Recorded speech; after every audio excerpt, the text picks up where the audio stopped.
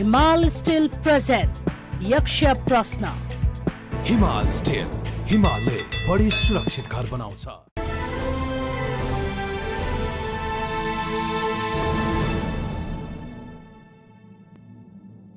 नमस्कार, यक्ष प्रश्नमा तपाईलाई हार्दिक स्वागत छ। म राजेन्द्र बानिया। यक्ष प्रश्नलाई प्रायोजन गरेको छ हिमाल स्टिलले। आज यक्ष प्रश्न सोध्छौं नेपाली कांग्रेसका महामन्त्री विश्वप्रकाश शर्मालाई। आजको यक्ष प्रश्नमा हामी विश्वप्रकाश शर्मालाई नेपाली कांग्रेसको आन्तरिक राजनीतिको प्रश्न सोध्छौं। कांग्रेस महाधिवेशन सम्पन्न भएको यति लामो समय भइसक्यो, तर विधानत गठन हुनुपर्ने विभागदेखि लिएर पार्टीले प्राप्त गर्नुपर्ने पूर्णता र भातृ संगठनहरूको टिके प्रवृत्ति हटेको छैन।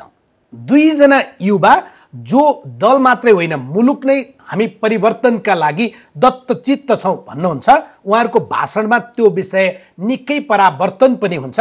तर आफ्नै पार्टी आफ्नै सभापतिलाई समेत रूपान्तरण र परिवर्तन गर्न नसक्ने दुई महामन्त्री के चिस्सै पानीले नुहाउन थालेको हो? आजको यक्ष प्रश्नमा हामी यो विषयको प्रश्न सोध्छौं। एसपीपी प्रकरण अहिलेका लागि सकारात्मक रूपमा पटाक्षेप भएको छ, अर्थात् नेपाल सरकारले एसपीपीबाट नेपाल बाहिरिने र अमेरिकालाई जानकारी गराउने भनेको छ। तर प्रधानमन्त्री शेरबहादुर देउवाको आसन्न भनिएको अमेरिका भ्रमण एसपीपीमै हस्ताक्षर नहुने भएपछि रोकिनु भित्रको अन्तर्य के हो? के प्रधानमन्त्री खाली एसपीपीमा हस्ताक्षर मात्रै गर्नका लागि अमेरिका जाँदै हुनुहुन्थ्यो? कांग्रेस र सरकारले एसपीपी मुलुकको हितमा छैन भनेपछि प्रधानमन्त्री जान्दा जान्दै राष्ट्रघाती सम्झौतामा हस्ताक्षर गर्न जान लागेको हो? यो प्रश्न पनि आज यक्ष प्रश्न सोध्छौं विश्वप्रकाश शर्मालाई। साथै गठबन्धनसँगको सहयात्रा, नेपाली कांग्रेसले स्थानीय चुनावमा प्राप्त गरेको मत र पछिल्लो दिनमा स्वतन्त्रहरूको जुन प्रकारको बहार देखिएको छ, के साँच्चै यसले दलीय व्यवस्था असफल हुनेतर्फ जाँदैछ र आफूले चुनावको टिकट पाउँदा ठिक नपाउँदा विद्रोही र स्वतन्त्र अनि चुनावसँग जोडिएको मनी मसल लगायतका विषय पनि आज राजनीतिक रूपान्तरणको सधैँ ओकालत गर्ने कांग्रेस महामन्त्री विश्वप्रकाश शर्मालाई यक्ष प्रश्नमा सोध्छौं नै। स्वागत छ तपाईलाई कार्यक्रममा। धन्यवाद राजेन्द्रजी। यहीबाट सुरु गरौँ। नेपाली कांग्रेस जुन पार्टीको तपाईँ सकसपूर्ण तरिकाबाट महामन्त्री बन्नुभयो, दुईजना यस्ता युवा नेपाली कांग्रेसमा महामन्त्री बने जसले युवालाई, पार्टीलाई र मुलुकलाई हामी जुरुक्कै उचाल्छौँ र रूपान्तरणको यात्रामा लैजान्छौँ भन्नुभएको थियो। यो झन्डै आधा वर्षभन्दा बढीको कांग्रेस महाधिवेशनको तपाईँहरूको जुन कार्यकाल देखियो नि, यसले चाहिँ तपाईँहरू चिसै पानीले नुहाउन थाले हो जस्तो देखिन थाल्यो। के छ अवस्था? कि गर्मी भएर हो कि? पहिलो त के भनौँ भने यो एउटा लोकतान्त्रिक अभ्यासबाट म पार्टीको महामन्त्री भएको थिएँ। त्यसलाई सकसपूर्ण भन्दा पनि स्वाभाविक एउटा लोकतान्त्रिक अभ्यास हैन, जसको प्रवक्ता भएर जसलाई सहयोग गरेर त्यो त लामो समय बिताउनु त्यो त नितान्त आन्तरिक विषय हो। तर एउटा दलको राष्ट्रिय अधिवेशन हुँदै गर्दा त्यसमा अरू महामन्त्रीको उम्मेदवारहरूसँगै म पनि थिएँ। प्रतिस्पर्धा हुनु स्वाभाविक हो। त्यो प्रतिस्पर्धाबाट साथीहरूले अलि बढी मत तिमीलाई अलि जिम्मेवारीपूर्वक काम गर भनेर मलाई एउटा जिम्मेवारी तोक्नु भयो।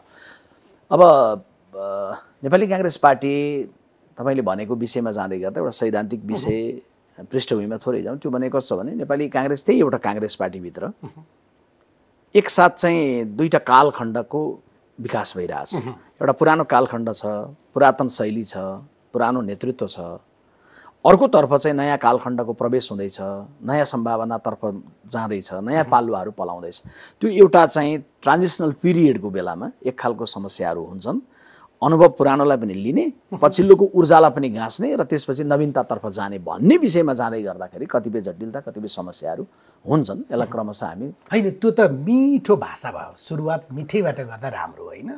तर मैले सोधेको प्रश्न चाहिँ तपाईँको विधान अनुसार आजको दिनमा तपाईँको पार्टी, तपाईँ महामन्त्री भएको पार्टी हिँडिरहेछ भन्ने थियो। अब विधानमा उल्लेख गरिएको विषय विभागहरू बनाउने सन्दर्भमा 6 महिनाभित्रमा बनाउने भन्ने छ। त्यो 6 महिना पुग्ने क्रममा छ अहिले। महाधिवेशनको क्यालेन्डर एकचोटि सम्झौँ त। तपाईँले सम्झाइदिनु भयो भने हुन्छ। 6 महिना पुग्ने क्रममा छ। अब बन्छ, बन्ने तयारी हुँदैछ। विभाग बन्छ, केन्द्रीय समितिले पूर्णता पाउँछ। नहीं, यसो छ, विधानले भनेअनुसार चाहिँ 6 महिनामा विभागको बनाउने कुरा हो होइन। अब जेनरली के छ भने तपाईँले अहिले सोच्दै गर्दा क्यालेन्डर भन्दा पक्कै के सम्झिरहनु भएको छ भने मङ्सिरको 7 महिना सम्झिरहेको 27-28 गतेतिर सभापति निर्वाचित हुनुभयो। विश्वप्रकाश 1 गते 2 गतेतिर पुसमा निर्वाचित भयो। तर हामी फरक दिन, सभापति अलग्गै दिन परिणाम आएको छ, उपसभापतिको अलग्गै दिन, महामन्त्रीको अलग्गै दिन, सदस्य अलग्गै दिन। तर सबैले चाहिँ के भने प्रमाणपत्र प्राप्त गरेको दिन भनेको चाहिँ 6 महिना अब पुग्ने क्रममा छ। त्यसकारणले आज असार 8 गते हो है, 10 गते हाम्रो चाहिँ प्रमाणपत्र हामीले पाएको दिन हो। त्यसैले हामी अबको 2 दिनभित्रमा यो काम सम्पन्न भयो भने विधानत काङ्ग्रेसले एउटा चाहिँ काम गरेर देखिन्छ। विधानत एउटा काम मात्रै भन्दै गर्दा चाहिँ फेरि त्यो समस्या हुन्छ बुझाइमै, होइन? मेरो उत्तर दिने कुरामा पनि समस्या हुन्छ। नेपाली काङ्ग्रेस पार्टीले महाधिवेशन सकिसकेपछि आन्तरिक जीवनको सन्दर्भमा जति गतिशीलता हुनुपर्ने हो निश्चय नै त्यो पर्याप्त भएको छैन, त्यसलाई म मान्दछु। तर नेपाली काङ्ग्रेस पार्टीले यसबीचमा राष्ट्रिय राजनीतिको सन्दर्भमा गर्नुपर्ने कर्म या राष्ट्रिय रूपमा निर्वाचन सम्पन्न गराउने कर्म या आफ्नो पार्टीलाई मोबिलाइज गरेर परिणाममा त पहिला दोस्रो अवस्थाबाट पहिलो बन्ने कर्म यो यही कार्यसमितिको नेतृत्वमा भएको छ। त्यो गर्दै गर्दाखेरि आन्तरिक जीवनको सन्दर्भमा कैयौँ व्यवस्थापकीय कुराहरू पर्याप्त हुन सकेका छैनन्। जसलाई गर्ने गराउने गरेर जाने कुरामा अहिले दुईटै महामन्त्रीहरू केही दिन यता हामी छलफलमा सभापतिजीसँग अरू नेताहरूसँग हामी दुई आफू बसेर पनि सल्लाह परामर्श गरेर अलि सबल ढङ्गले जाने। सभापतिसँग चाहिँ पार्टीलाई विधानत र पार्टीलाई अझ जागरुक बनाएर कसरी अगाडि बढाउने भन्ने विषयमा छलफल गर्नुभयो कि डेलिगेसन जानुभयो? अब यसो हो, अब कसैलाई लाग्यो कि अब महामन्त्रीहरूले भेट्दै गर्दा त्यसलाई समाचार बनाऊ साथीहरूले लाग्यो, त्यो त स्वाभाविक भयो। अथवा कसैले चाहिँ त्यहाँभित्रको विषयवस्तुमा जानुभयो, त्यो पनि स्वाभाविक भयो। कसैले विषयवस्तुमा जानु भएन, भेटघाटलाई मात्रै हेर्नुभयो, त्यो पनि स्वाभाविक। आफ्नो कोणबाट बुझाइ हुन्छ। तर के हो भने नेपाली काङ्ग्रेस पार्टीको सभापति र नेपाली काङ्ग्रेस पार्टीका महामन्त्रीहरूको बिचमा बाहिर समाचारमा आएको बेलामा भन्दा बाहेक अरू बेला भेटै हुँदैन भन्ने त होइन नि त। हाम्रो त भेट भइरहेको हुन्छ, कुराकानीहरू भइरहेको हुन्छ। कुन समयमा कुन विषयमा प्रवेश भइरहेको हुन्छ, कुन विषयमा छलफल टुङ्गोमा लागेको हुन्छ, कुनमा चाहिँ निष्कर्षमै नपुगिराखेर फेरि बस्नुपर्ने हुन्छ। झन् यस्ता विषयवस्तुहरू स्वाभाविक हुन्। हामीले चाहिँ के अरे सभापतिकोमा दुईटा महामन्त्री बसेर छलफल गरेको कुरालाई त झन् स्वाभाविक रूपमा। तर एउटा राजनीतिक र व्यावहारिक ठाउँमा उभिएर कुरा गर्दा चाहिँ कङ्ग्रेस सभापति आजको दिनमा मुलुकको प्रधानमन्त्री पनि, त्यो पनि गठबन्धन दलहरूलाई जोडेर बनेको सरकारको प्रधानमन्त्री। त्यस कारणले पनि तपाईँहरूले प्रधानमन्त्रीलाई पार्टी सभापतिका रूपमा पार्टी कार्यालय ललितपुरको सानेपामा भेट्ने कुरा चाहिँ होइन, महामन्त्रीहरू उपसभापतिहरू या पदाधिकारी र सभापति बसेर बैठक गर्ने कुरा चाहिँ तपाईँहरूका लागि चाहिँ आकाशको फल जस्तै छ नि अहिले? होइन, बिल्कुलै होइन। त्यो चाहिँ के भने अब समाचार प्रसारण हुने क्रममा हिमालयन टेलिभिजनकै साथीहरू पनि पटक पटक क्यामेरा लिएर काङ्ग्रेसको केन्द्रीय समितिको बैठक, पदाधिकारीको के अरे कार्य सम्पादन समितिको बैठक, संसदीय बोर्डको बैठक भन्दै नेपाली काङ्ग्रेसको केन्द्रीय कार्यालयमा पुग्नु भएको छ। तपाईँहरूले बजाउनु भएको छ। हामी नियमित रूपमा अहिलेसम्म कतिवटा बैठक बसेर नेपाली काङ्ग्रेस केन्द्रीय कार्य समितिको यो चाहिँ तपाईँको कार्य समिति पुस 10 गतेबाट जोड्नु ल। पुस 10 गतेबाट यता आउँदै गर्दा हामीले 3वटा केन्द्रीय कार्य समितिको बैठक भइसक्यो होइन, 7 महिनामा। त्यस पछाडि यो निर्वाचनभन्दा अगाडिको समय भनौँ न, तपाईँको निर्वाचनमा गइसकेपछि त स्वाभाविक रूपमा निर्वाचनपछि हामी बैठक बसेका छैनौँ। त्यसकारण पुसदेखि लिएर तपाईँको चैत्रसम्मको भनौँ होइन, वैशाखको पहिलो हप्तासम्मको भन्दै गर्दाखेरि 3वटा। त्यस पछाडि हामीले कार्य सम्पादन समितिको बैठकहरू बसेका छौँ, 4-5वटा बैठक बसेका छौँ। जहाँ नियमित रूपमा बैठक बस्ने भन्ने एउटा विषय हो। तर बैठक चाहिँ मान्यौँ चाहिँ सङ्ख्यामा धेरै होला अरे, तर परिणाममा फेरि कम भयो भने पनि समस्या हुन्छ। त्यसकारण यसलाई सङ्ख्याको हिसाबमा पनि भएन। विधानले तोके बमोजिमको बैठकहरूको बस्ने विषय, छलफलहरू गर्ने विषय हामी गरिरहेकै छौँ। तर बढी केन्द्रीकृत चाहिँ राष्ट्रिय कुरामा हुँदै गर्दा सङ्गठनको जीवनको सन्दर्भमा जति व्यवस्थापकीय कुरो हुनुपर्ने त्यो पर्याप्त भएको छैन। त्यसैले अहिले हामी त्यसलाई अलिक घनीभूत बनाउने पार्टीका कार्यक्रम, पार्टीका भेटघाटहरू। मलाई खास गरी तपाईँको मित्र अर्को महामन्त्री गगन थापाले त सार्वजनिक कार्यक्रममै भाषणका बेलामा भनेको याद छ, बालुवाटार कुनै दलको पार्टी कार्यालय होइन, त्यहाँ पार्टीका गतिविधि गर्न पाइँदैन भन्नुहुन्थ्यो। तपाईँ सँगसँगै उहाँ पनि हिँड्नुहुन्छ, सुनाइदिनु होला होइन। अहिले त पार्टी प्रवेश कार्यक्रम पनि हुन्छ बालुवाटारमा, तपाईँले केही भन्नुहुन्न प्रधानमन्त्रीज्यूलाई? होइन, यस्तो हो, कुनै फाटाफुट्टा कुनै घटना कोही भेट्न जानुभयो, हामी भेट्न जानु पार्टी प्रवेश त पार्टी प्रवेश पनि तपाईँको चाहिँ सामान्यतया चाहिँ के हुन्छ भने राजनीतिक दलको कार्यालयमा या फिल्डमा विभिन्न ठाउँहरूमै हुने हो। यदि बालुवाटारमा त्यो प्रकारको भएका छन् भने त्यो भएको कुरा चाहिँ त्यहाँ नहुनु राम्रो हो। त्यसलाई मैले सजग गलत भन्न सक्नुहुन्न, अनि गलतै हो नि, तर चाहिँ के हो भन्दा यसलाई कसरी पनि हेर्नुपर्छ भने व्यवहारिकतामा पनि हेर्नुपर्छ। त्यो पार्टी कार्यालय होइन निश्चय नै, तर प्रधानमन्त्री काङ्ग्रेसको सभापति पनि हो। काङ्ग्रेसको केन्द्रीय समितिको बैठक त्यहाँ बस्यो भन्दा अथवा हिजो एमालेको बैठक बस्यो भन्दै गर्दा तपाईँले हेर्नुभयो भने अघिल्लो कार्यकालमा अघिल्लो प्रधानमन्त्री छँदै गर्दा बैठक बस्यो भनेर मिडियाले लेखिरहँदै गर्दा बसी नै रह्यो बेला बैठक भएन। तर हामीले त एउटा बैठक जब अहिलेको सरकार बन्यो भनेपछि काङ्ग्रेसको एउटा बैठक भयो, पदाधिकारी बैठक मात्रै हामी बसेका थियौँ, तथापि त्यो गर्नु हुँदैन भन्ने हो। तर त्यो बसिसक्दाखेरि भोलिपल्ट त्यही दिन त्यसबेला म तपाईँ के भन्दाखेरि प्रवक्ता थिएँ, महामन्त्री भइसकेको थिएन। तर बाहिर निक्लेर आएर जानकारी गराउँदै के गराइयो भने यो हामी अन्तिम पटक बसेका हौँ, हामीले भित्र छलफल पनि भयो र काङ्ग्रेसको केन्द्रीय कार्य समितिको बैठक, काङ्ग्रेसको कार्य सम्पादन समितिको बैठक बालुवाटारमा बस्दैन, हामी केन्द्रीय कार्यालयमा बस्छौँ या सभापतिको निवासमा बसौँला, अन्त पार्टी प्यालेस बसौँला, तर सरकारी निवासमा हामी बस्दैनौँ है भनेर हामीले सार्वजनिक पनि गऱ्यौँ। त्यसपछि बसेन। तर अब पनि सार्वजनिक गरिदिनुहोस् न, हाम्रो पार्टी सभापतिले अहिलेसम्म त्यहाँभित्र बसेर काङ्ग्रेसको जति गतिविधि गर्नुभयो पार्टी प्रवेशसम्म यस्ता गतिविधि अब हुँदैनन्, भए भने हामी त्यसमा आपत्ति जनाउँछौँ। यसो हो, उहाँको तर्फबाट मैले पुरै भन्ने होइन, मैले पार्टी महामन्त्री हो भने तपाईँ नै महामन्त्रीले महामन्त्रीको हिसाबले भन्नु पऱ्यो नि त।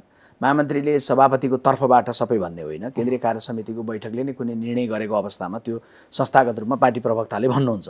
तर के हो भन्दाखेरि भने नेपाली काङ्ग्रेस पार्टीको महामन्त्रीका रूपमा हामीले गरेको त्यहाँनिर गर्ने बैठकको क्रम छोडेर पार्टी केन्द्रीय कार्यालयमा गर्न थालेकोले त के बताउँछ भने त्यहाँ गर्ने होइन बताउँछ नि त। सभापतिज्यूलाई त्यहाँ पार्टी प्रवेशको कुरा आयो भन्दै गर्दाखेरि पनि प्रश्न उठेको छ है, मिडियाबाट उठ्यो या राजेन्द्र बान्याजीले 100 प्रश्नमा पनि उठाउनु भएको छ, यहाँ अब यसरी नगरौँ भन्ने कुरो त म तपाईँको विषय पनि पुर्याउँछु नि। अब अर्को चिज चाहिँ तपाईँ महामन्त्री हुँदै गर्दा या तपाईँहरू दुईजना महामन्त्री हुँदै गर्दा खास गरी धेरै काङ्ग्रेस कार्यकर्तादेखि लिएर युवाहरूमा एक प्रकारको उत्साह थियो। अब काङ्ग्रेस जो अलि बुढो पुरानो नेतृत्व भएको होइन, विविध प्रकारका आरोप लाग्थ्यो, त्यो सँगै मुलुकका समस्याहरूमा पनि उहाँहरूले अब हस्तक्षेपकारी भूमिका खेल्नुहुन्छ, त्यस्तो देखियो त यो बिचमा। अब तपाईँले केही उदाहरणहरूमा जानुभयो भने धेरै चर्चामा पुगेनन् होला, तर त्यसले केही न केही हुँदै गरेको देखिन्छ। यद्यपि गाडीको ड्राइभिङ सिटमा चालकको छेउमा बसेका सहचालकहरू हौँ हामी होइन, त्यस कारणले के छ भने चालकलाई हामीले सहयोग गर्ने या चालकलाई तपाईँको झकझक्याउने, सही मार्गमा जाउँ भनेर भन्ने कर्म गर्ने हो। तर सहचालक त सहचालकै हो, चालक निदाको भए झकझक्याउने हो, निदाको बाहना गरे भए त फेरि झकझक्याएर काम गर्दैन। त्यस कारणले के हो भने जस्तो नेपाली 2-4वटा कुरा हेर्नुभयो भने नेपाली काङ्ग्रेसको हामीले केन्द्रीय कार्य समितिको पहिला बैठक बस्दै गर्दा महिना दिन सुन्नुहुन्थ्यो होइन। अहिले हामी के गरौँ, होइन जनताका पक्षको र काङ्ग्रेस कार्यकर्ताको पक्षमा चाहिँ के तपाईँहरूले त्यस्तो चिज दिनुभयो त? त्यता पार्टी पङ्क्तिको लागि र जनताको लागि भएको दुईटै तिनटै उदाहरणहरू म क्रमशः दिइहाल्छु। पहिलो कुरो, पार्टीको भातृ संस्थाहरूको लामो समयदेखि समय सकिएर पनि म्याद थप्दै जाँदै फाइल थन्क्याउँदै गरे जस्तो अवस्था थियो। अब हामी चाँडै नयाँ निर्णय गर्ने क्रममा जाँदैछौँ, तर अहिलेसम्म त टिकै लाएर नै समय सकिसके पछाडि तपाईँले के हुन्छ भन्दाखेरि भने समय सकिसकेको कार्य समितिलाई फेरि समय थपेर जाँदा पनि किन थप्यो हुन्छ, समय सकिएपछि बिदा गरेपछि किन टिका लाग्यो भन्ने हुन्छ, तपाईँ नै सोधे जस्तै। अब अहिले समय थपेर आएको भए कतिसम्म थप्नुहुन्थ्यो भने तपाईँ भन्नुहुन्थ्यो। त्यस कारण त्यसलाई टिका लाग्यो भन्दा पनि जिम्मेवारी दिएको हिसाबमा बुझ्नु। काङ्ग्रेस र अधिवेशनको प्रक्रियामा र उसका भातृ सङ्गठनको महाधिवेशन कहिल्यै हुँदैन भन्यो भने तपाईँले दिने उत्तर मलाई थाहा छ। मेरो पालामा मैले 57 सालको कुरा भयो होइन। तर हेर्नुहोस् त, नेपाली कङ्ग्रेस न आफ्नो महाधिवेशन समयमा गर्छ न भातृ सङ्गठनहरूको महाधिवेशन समयमा गर्छ। तर के भन्छ भने हामी प्रजातान्त्रिक पार्टी हौँ भन्छ। प्रजातन्त्रको एउटा महत्त्वपूर्ण गहना भने त आवधिक सङ्गठनभित्रको पनि आवधिक महाधिवेशन चुनाव हो नि।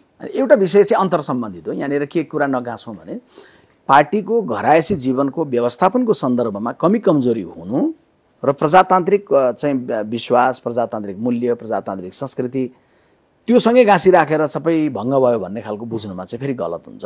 अघि मैले तपाईँलाई भन्दै थिएँ कि नेपाली काङ्ग्रेस पार्टीको समयावधि सकिएका भातृ संस्थाहरूलाई अहिलेलाई धन्यवाद ज्ञापन गरियो, अब नयाँ बन्दैछन् होइन। एउटा दुईटा महामन्त्री आइसकेपछिको अहिलेको कार्य समिति आइसकेपछिकै कुरा हुन् नि त यो। अथवा तपाईँको चाहिँ नेपाली काङ्ग्रेस पार्टीले पहिला भन्दा तपाईँको अभियानहरू चलाउँदै गर्दा अघिल्लो कार्य समितिले धेरै पछि अभियान चलेको। अहिले हामी देशव्यापी रूपमा घर घर जाउँ काङ्ग्रेस जिताउँ भन्ने अभियान चुनावभन्दा अलि अगाडि नै कार्य समिति बनेको लगत्तै पछि हामी गयौँ, राष्ट्रव्यापी रूपमा अभियान पनि चल्यो। त्यस्तै गरेर नेपाली काङ्ग्रेस पार्टीको अहिले केन्द्रको सभा दुईटा महामन्त्रीले हस्ताक्षर गरेर जिल्लाको सभापतिको हातमा मात्रै सर्कुलर पुग्ने चलाउनु थियो। विधानको यो धारा यसरी भनेर तपाईँको 7 प्रदेश 77 जिल्लामा, त्यसपछि तपाईँको चाहिँ 165वटा निर्वाचन क्षेत्रमा 753 गाउँ नगर पार्टीको सभापतिको हातमा 6,743 वटा वडा सभापतिको हातमा दुईटै महामन्त्रीले हस्ताक्षर गरेर विधानको यो धारा यो प्रक्रिया बमोजिम यसरी गर्नुहोस् भनेर त्यो पनि यस बिचमा पठाइयो भन्नाले यो 6 महिनाको बिचमा त्यो सङ्गठनको लागि के हो त भन्दा एउटा ठुलो प्रशिक्षणको कार्यक्रम गरेर वार्डको सभापतिलाई बुझाउनु पर्ने कुरो दुईटा महामन्त्रीले हस्ताक्षर गरेर विधानको यो धाराको यो उपधाराको यसले वडा सभापति तपाईँलाई यो काम गर्नु भन्छ तपाईँले यो गर्न गराउनु होला भनेपछि त्यसले पनि प्रक्रियालाई राम्रो गर्यो होइन। अर्को कुरो नेपाली काङ्ग्रेस पार्टीको विगतमा बैठकहरू बस्ने क्रम जति हुन्थ्यो त्योभन्दा बैठकहरूको क्रम छलफलहरूको क्रम बढेर गयो होइन। विगतमा बालवाटार भन्नुहुन्थ्यो त्यहाँबाट निक्लेर पार्टी कार्यालयतर्फ पुग्नतर्फ लाग्यो होइन। त्यो पनि त आखिरी भएको कुरामा तपाईँ काङ्ग्रेसका लागि उपलब्धि होला हो काङ्ग्रेसको आन्तरिक जीवनको कुरो हो। अब जनताको जीवनको सन्दर्भको कुरामा तपाईँको भन्दै गर्दाखेरि खास गरी चाहिँ हाम्रो पुस्देखि यताको कुरा गरौँ जनताका जीवनमा पुस्देखि यताकै विषयमा जाँदै गर्दाखेरि कम्तीमा अहिलेको नीति तथा कार्यक्रम आउँदै गर्दाखेरि कतिपय विषयहरू जस्तो पुँजीगत बजेट खर्च भएन भनेर हाम्रो देशको रुवावासी हो नि त। तर पुँजीगत बजेट किन चाहिँ 25% 30% मात्रै? पहिलो कुरो त सानो बजेट हुने, सानो बजेटमा पनि तपाईँको के हुने भन्दा आधाभन्दा बढी चाहिँ साधारण खर्चमा तलब भत्तामा जाने अनुत्पादक खर्च होइन। अनि त्यस पछाडि थोरै पैसा छुट्याइने आधाभन्दा कम छुट्याइकोमा पनि 20 देखि 25% मात्रै खर्च हुने। अहिले के भयो त भन्दाखेरि भने काङ्ग्रेसभित्रै छलफल के भयो भने पुँजीगत बजेट खर्च गर्ने कुराको क्षमता बढाउनलाई यसलाई अलग्गै कानुनले निर्माण गर्नुपर्ने भयो, अलग्गै यसको बन्दोबस्तको बारेमा छलफल त्यसको रिफ्ल्याक्ट त त्यहाँनिर पर्यो नि त। यो अहिले तर समग्र अहिले यो महँगीले जनताको ढाड भाँचिया छ, काङ्ग्रेस नेतृत्वको सरकार छ, 1 लिटर पेट्रोल किन्नका लागि 200 रुपियाँ चाहिन्छ, यसको पनि जिम्मा लिनुहुन्छ होला नि? नै मैले अहिले भने त तपाईँको मूल रूपमा सरकारकोमा भएको नाताले हामीले त्यसको चाहिँ राम्रा पक्ष नराम्रो पक्ष दुईटै कुराबाट भाग्ने कुरो हुँदैन। राम्रा चाहिँ हाम्रा, नराम्रा चाहिँ गठबन्धनका अरू दलका भन्ने खालको कुरो त राम्रो संस्कृति हुँदैन। बजारको महँगी इतिहासमै चरम बिन्दुमा पुगेको छ, यसको जिम्मा लिनुहुन्छ होला नि? नै मैले भने जिम्मा लिने नलिने भन्ने कुरो भएन, राम्रा जति लिने नराम्रो नलिने भन्ने कुरो भएन। तर के हो भन्दाखेरि भने यो सन्दर्भमा पनि सम्माननीय प्रधानमन्त्रीलाई अस्ति भेट्दै गर्दा तपाईँहरूले नि प्रसारण गर्नुभएको के छ भने खास गरी पेट्रोलियम पदार्थको अचाक्ली रूपमा यो मूल्य वृद्धि भएको छ। यसमा सरकारले प्रसारण गरे हैन, सरकारले चाहिँ बढायो। नै सरकारले बढाइसकेपछि 10 रुपियाँ कर घटाको नाटक गर्ने, त्यसको बीचमा एक हप्तामा 2 चोटि 20 रुपियाँ चाहिँ ठिक छ त्यही त मूल्य बढाउने। अर्थात् समाचार प्रसारण त के हो भने सबै सञ्चार माध्यमले गरे नि। के माध्यमले प्रसारण गरे भन्दाखेरि भने दुईटा महामन्त्रीले भेट्दै गर्दा हामीले चाहिँ के काङ्ग्रेसको विभागको गठन मात्रै छलफल गरेर आयौँ र हामी त के छलफल पनि गरेर आयौँ जनताको कुरा नि गर्नुभयो। ल मूल्य वृद्धिको सन्दर्भमा पनि प्रधानमन्त्रीसँग दुईटा महामन्त्रीले छलफल गरे। पेट्रोलको बढेको मूल्य, डिजेलको बढेको मूल्य, बजारमा भएको महँगी यसले तपाईँहरूलाई छुन्छ? अब यसो हो तपाईँको चाहिँ तपाईँ र मेरो बिचमै छलफल गर्न थाल्यो भने तपाईँको कहाँ बसाइ छ, तपाईँको के साधन चढाइ छ, मेरो कहाँ बसाइ छ, मेरो के साधन चढाइ छ भन्नेतर्फ जान थाल्यो भने प्रकाश शर्मामा त्यसैले नेतालाई महँगीले नेतालाई यो प्रकारको व्यक्तिले छुन्छ त भन्ने छ मेरो प्रश्न। त्यसलाई यसो पनि गर्नुहुन्न, त्यसलाई कसो पनि गर्नुहुन्न भने प्याकेजमै राखेर मूल्य वृद्धिको कुराले चाहिँ नेता जति चाहिँ एकदम सुरक्षित छन् हो जस्तो लाग्छ नि। त्यो खालको कुरामा जानु हुँदैन। किन भन्दाखेरि भने त्यो खालको कुरामा जानु भनेको चाहिँ के हो भने जम्मा जम्मी एउटा आवेगको कुरा मात्रै हुन्छ, त्यो वस्तुगत कुरा हुँदैन। कोही मान्छे नै कुनै मान्छे राजनीतिक मान्छे छ भनेपछि उसलाई बजार मूल्यले छुँदैन, उसको लागि चाहिँ अलग्गै राज्यले तलब, विश्वप्रकाश शर्मा पार्टीको महामन्त्री, मलाई सरकारले तलब दिएको हुन्छ र यत्रो महँगी बढ्यो, महँगी उच्चतम बिन्दुमा छ, पेट्रोलियम पदार्थको यो अवस्था भयो, कर घटाइदिने कुरा हो कि सुविधा दिने कुरा हो कि सहजीकरण गरिदिने कुरा हो कि यो त रोम जलिरहेछ, निरो बाँसुरी बजाइरहेछ जस्तो भएन त? होइन, हामीले यसबारेमा चाहिँ प्रधानमन्त्रीसँग कुरा गर्दाखेरि भन्यौँ कि पेट्रोलियम पदार्थकै एउटा विषय हो जो अहिले तत्काल बढेको कारणले देखिएको छ। तर त्यसका कारणले पर्ने असर त भनेको त गाडी भाडामा पर्छ, सबै चिज होइन, सबै क्षेत्रमा पर्छ र अरू क्षेत्रको कुराको प्रभाव त्यहाँ पनि पर्छ होइन। त्यसकारण हामी सदैव यो आयल निगम किन घाटामा छ? हामीले छलफल गर्दै गर्दा मूल्यको तत्काल मात्रै कुरा गरेनौँ नि, त्यसको चुहावट किन छ?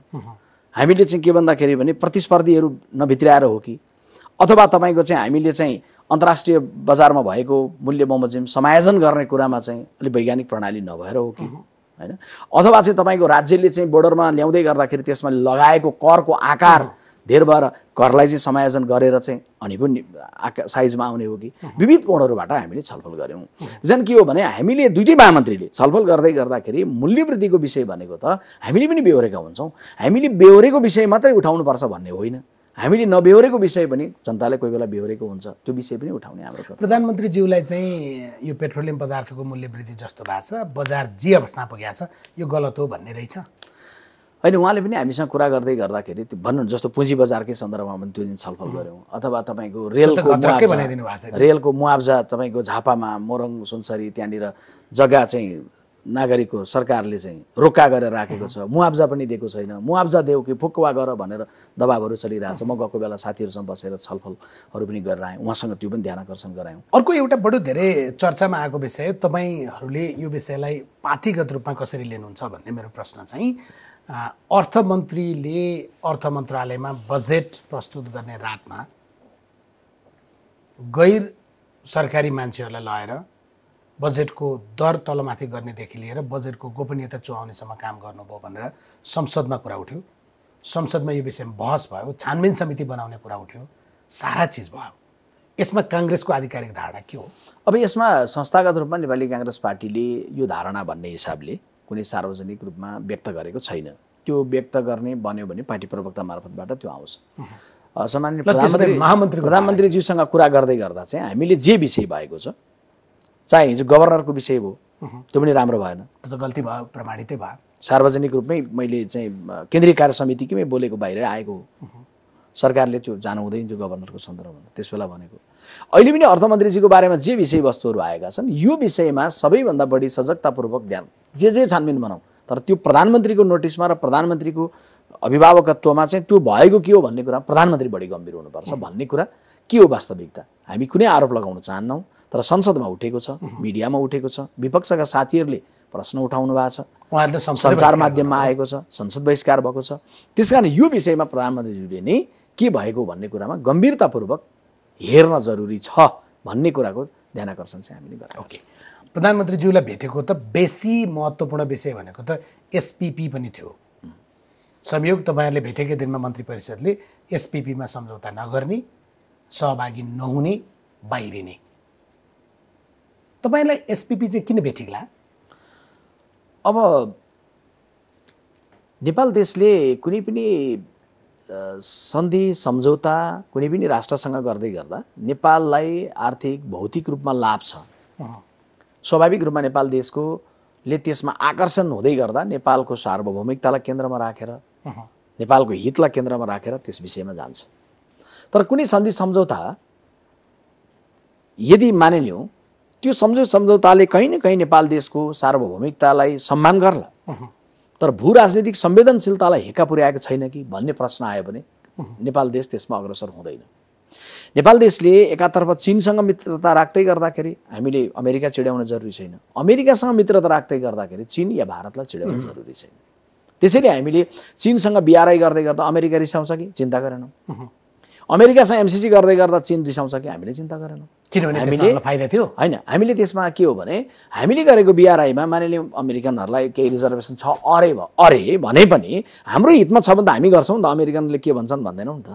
त्यस कारण नेपालमा एमसिसी आउँदै गर्दाखेरि पनि चीनले के भन्छन्, भारतले के भन्छन् भन्दैनौँ। तर मानिलिउँ नेपालले यो या त्यो रूपमा चाहिँ कुनै सैन्य अभ्यासमा सामेल हुँदै गर्दा भू राजनीतिक संवेदनशीलतालाई ख्याल गरेनौँ भने हामी नजिकको मित्र राष्ट्र चीनलाई चिड्याउने कर्म गरेर सैन्य अभ्याससँग सम्बन्धित के विषय आयो भनेर अमेरिकासँग सहभागी भयौँ या अमेरिकासँग चाहिँ लाई चिडाइराखेर चीनसँग या भारतसँग भयौँ भने त्यसले राम्रो गर्दैन। नेपाल देशले हाम्रो चाहिँ स्वार्थलाई, राष्ट्रिय स्वाधीनतालाई, सार्वभौमिकतालाई केन्द्रमा राखेर भू राजनीतिक संवेदनशीलता जुन भूगोलमा हामी बसेका छौँ, उत्तरको चीन, दक्षिणको भारत, यो संवेदनशीलता जे छ यसलाई केन्द्रमा राखेर प्राप्त हुने साथ सहयोग, सफ्ट लोनहरू, यी सबै कुराको लागि हामी तपाईँको बुझाइ चाहिँ एसपिपीमा अरू विषय भन्दा पनि खास गरी सैन्य अभ्यास भन्ने विषय जो जोडिएको छ त्यस कारणले सम्भवतः उत्तरको हाम्रो छिमेकी यो विषयमा उसले रिजर्भेसन राख्न सक्छ, त्यसकारण हामी यसलाई ड्रप गरौँ।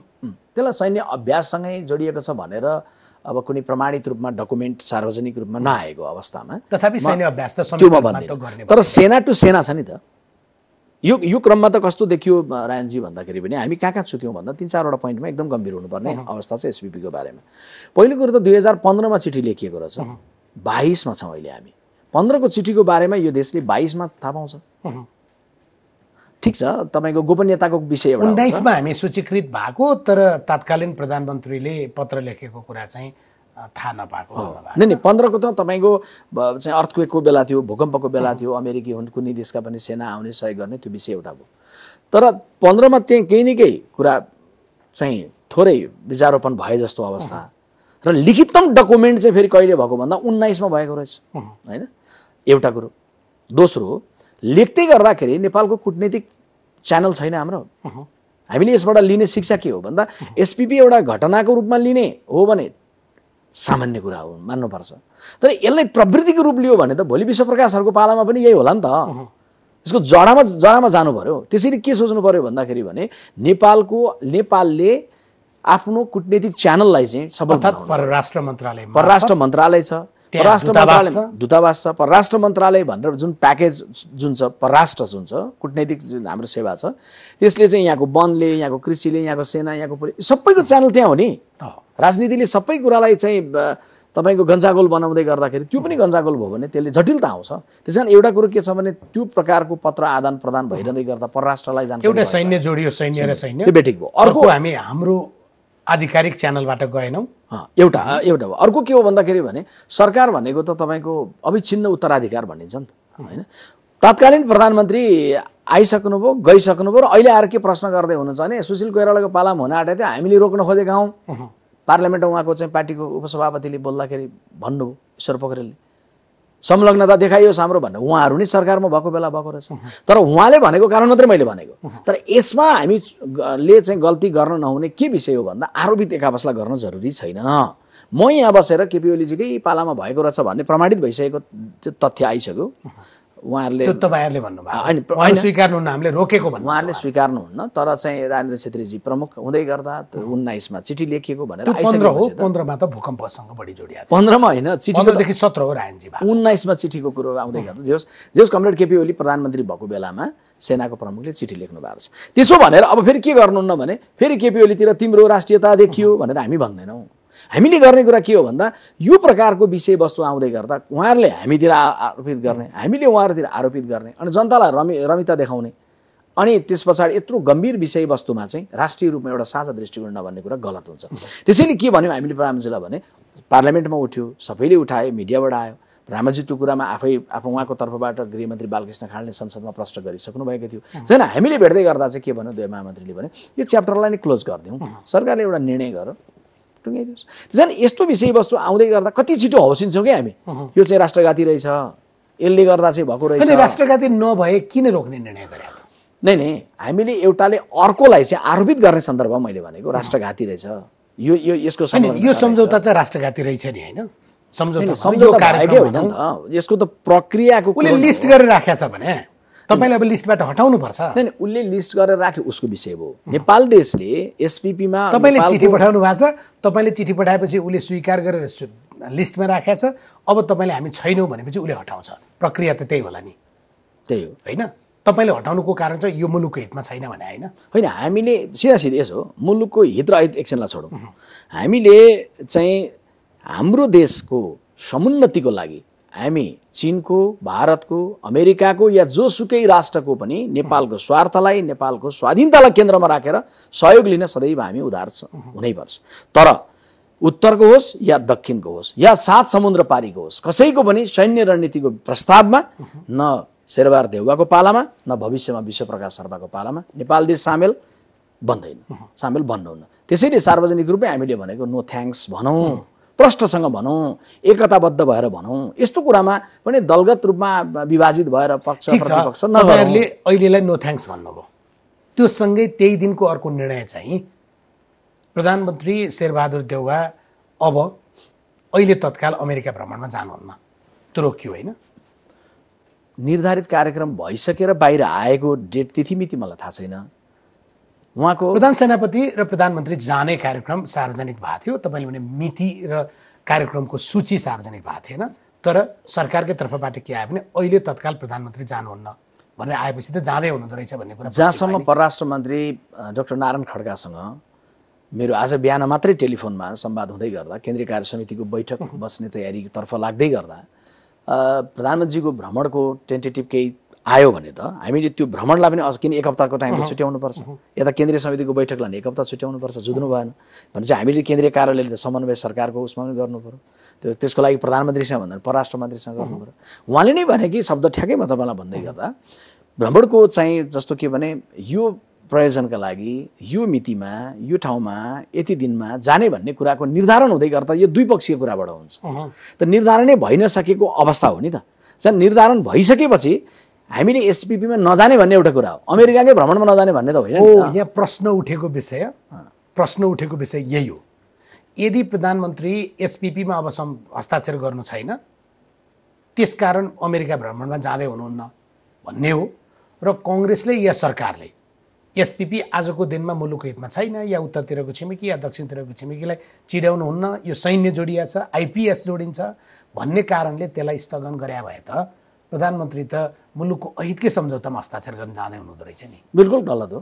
पहिलो कुरो चाहिँ नेपाल देशसँग त्यो 19 को चिठी सार्वजनिक भएको छ होइन, अहिले 22 मा छौँ। कुनै डकुमेन्ट आएर एमसिसीको त डकुमेन्ट आएर छलफल भएर पार्लियामेन्टमा जाँदा तथापि त्यसमा पनि अहिले पनि मान्छेहरू कन्भिन्स छैनन्। अनि शेरबहादुर देउवाको नेचर तपाईँले हेर्नुभयो भने बानेश्वरको चोकमा मुठी बटाएर मान्छे बोलिरहेका थिए नि त। हामी नि बोलेर के भन्यौँ भने सडकमा मुठी बटारिरहेको युवकको मुठीलाई होइन, आवेगलाई होइन, उसको भविष्यलाई हेर्छौँ, भोटलाई होइन भविष्यलाई हेर्छौँ, हामी बोल्यौँ नि। चाहिँ यसमा चाहिँ हस्ताक्षर गर्ने कुरा थियो भने कुन डकुमेन्ट कहाँ आएर सरकारले कहाँ के तयारी गरेको छ आशंका गर्ने। यो त आशंका त के रोकेको त निर्धारितै नभएको भ्रमण के निर्णय गरेको त नै तपाईँकोमा यहाँ आउने भन्ने मेरो जुन निर्धारित थियो नि आज कार्यक्रम निर्धारितै थिएन भने कसैले मलाई किन पुरानो बानेश्वर नगएको भन्ने हुन्छ। निर्धारित थियो, विश्वप्रकाश आयो। जब निर्धारितै भइसकेको छैन प्रोसेसमा भ्रमण निर्धारित थिएन, प्रधानमन्त्रीको भ्रमण फलानु मितिमा अमेरिकामा फलानु निम्तिमा यो कार्यक्रममा जाने भनेर कहीँ सार्वजनिक भएको छ। प्रधानमन्त्रीको भ्रमण चाहिँ निर्धारितै भएको छैन। अब निर्धारित कार्यक्रम भयो, प्रमुख त गइसक्नु भयो। ए बाबा विश्वप्रकाश शर्मा हुनुहुन्छ तपाईहरु, मैले कुराकानी गर्दै गर्दा विश्वप्रकाश शर्मा पनि सुन्नु न, अहिले सेनाको प्रमुख जानुभयो होला। सेनाको प्रमुखले जाने कार्यक्रम पनि हाम्रै प्रधानमन्त्री हो, ठीक छ। सेनाको प्रमुखले भ्रमण गर्ने कुरो नेपाल देशको प्रधानमन्त्री जाने बेलामा मात्रै हुन्छ र हुँदैन नि त।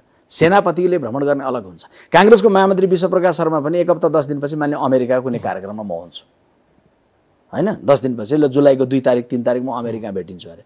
त विश्वप्रकाश शर्मा त्यहाँ किन गयो भनेर त्यस बेला चाहिँ कसैले यहाँ आयो भने त्यो गाँसिन्छ र विश्वप्रकाश जाने कार्यक्रम के हो भन्ने हुन्छ नि त।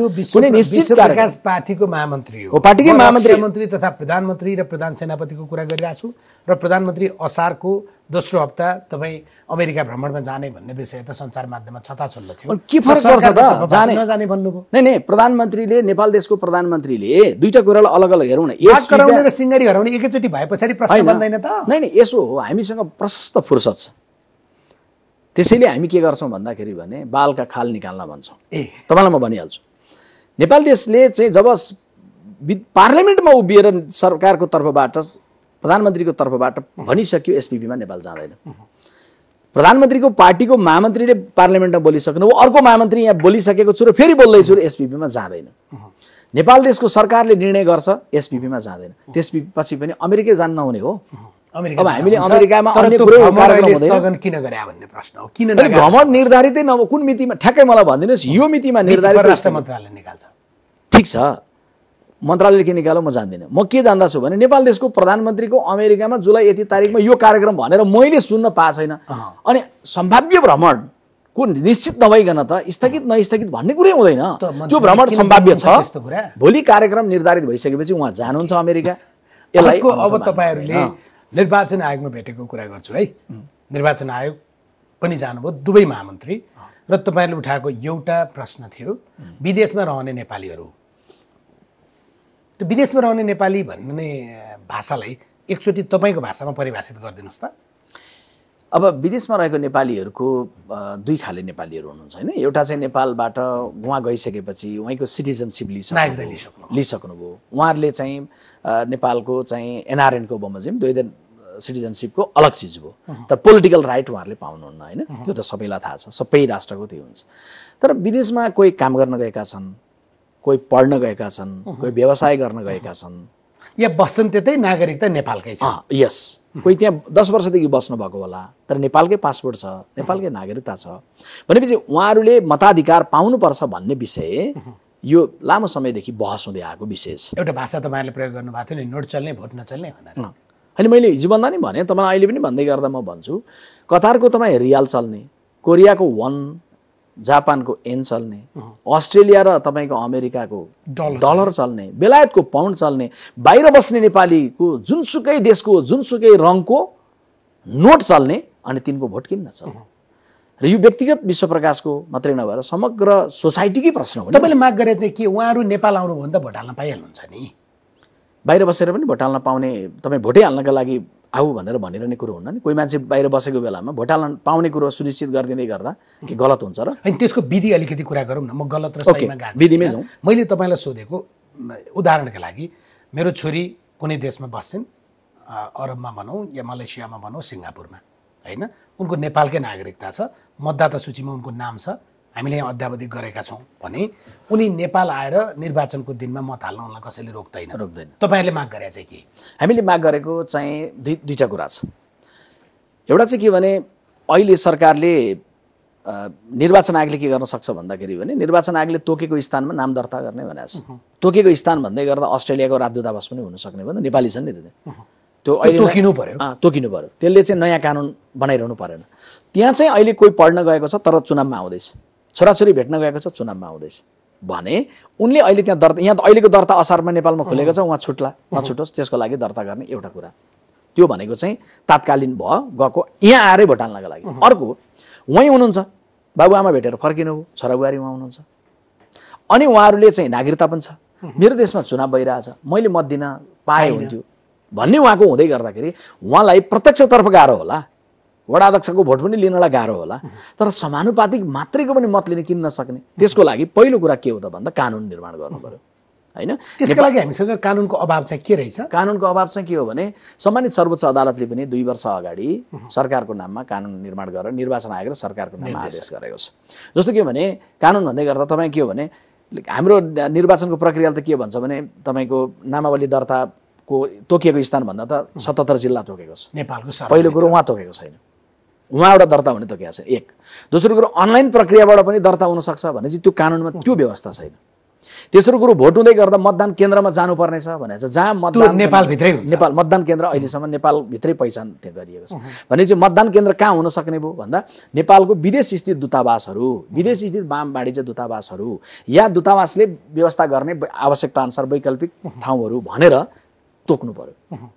भनेपछि अब कतिपय फेरि देश के भने देशको नाम नलिउँ तर कतिपय देश के छ भन्दा उनको आफ्नै त्यो देशमा चुनाव हुँदैन, होइन? आफ्नै चाहिँ डेमोक्रेटिक प्रोसेस छैन। त्यो देशको बारेमा त तपाईँले दर्ता मात्रै खोलेर पनि भएन, त्यहाँ मत बाकस राखेर चुनाव हाल्ने, अब चुनावमा भोट हाल्ने अवस्था देला नि त उनीहरूले। त्यही त भने त जुन देशमा आफै लोकतान्त्रिक अभ्यास हुँदैन, आफ्नै नागरिकले मतदान गर्न पाउँदैनन्, त्यो देशका नागरिकले मा चाहिँ गएको श्रम गर्न गएकोलाई ट्रेड युनियनको जहाँ अधिकार छैन त्यहाँ भोट हाल्न त दिने कुरो सजिलो छैन भने चाहिँ त्यसलाई अलग्गै रूपमा डिल गर्नु पर्यो। अथवा अर्को पनि छ नि, अनलाइनमा भोटिङ त त्यो देशले रोक्दैन नि, अनलाइन भोटिङ त फरक हुन्छ नि। हो, अब त्यसमा पनि के गर्नु पर्यो भने तिम्रो देशमा श्रम गर्न आएकाले भौतिक रूपमा भोट हाल्न नपाए पनि अनलाइन भोटिङ हामी गराउँछौँ है भनेर लुकेर त गराउनु भएन नि त नेपाल राज्यले। हामीले त के गर्नु पर्यो, देशसँग अनुमति लिनु, त्यो देशसँग चाहिँ तिम्रो श्रमिकले त्यो दिन चाहिँ अनलाइन भोटिङ गर्दै गर्दा इलिगल नमान्दियो है, किनभने उसले त्यो प्रविधि त उसको हो नि त। तपाईँले मानिने एकछिनलाई भन्दाखेरि कुनै खाडीको राष्ट्रले त्यहाँनिर उसले चाहिँ अनलाइनबाट उसले चाहिँ नेपालमा राजनीतिक निर्णय गर्दैछ, राजनीतिक निर्णय हो नि त मतदान गर्नु भनेको त, मत दिनु भनेको त मन दिनु हो, राजनीतिक हस्तक्षेप गर्नु हो, निर्णय गर्नु हो।